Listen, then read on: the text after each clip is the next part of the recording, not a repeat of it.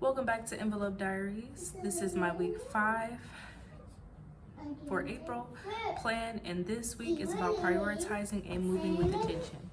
This week I'm being very specific about what needs to get paid and what can wait. My main priority this week is my car note, which is $280. It was originally due Monday, but I'll be paying it on Thursday, making sure I stay on track and keep that responsibility handled.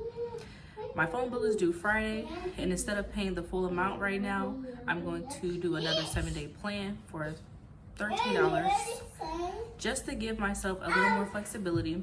This week, my storage unit is due on the 1st, which is $55, so I'm planning to pick up an extra shift, use that income through DailyPay, and make sure that bill is paid on time.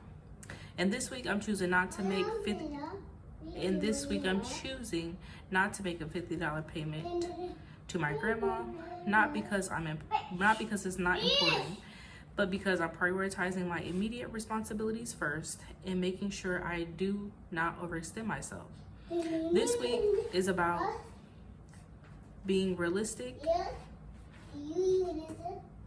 with my finances and making decisions that keep me stable, not stretched thin. I'm learning that being the head of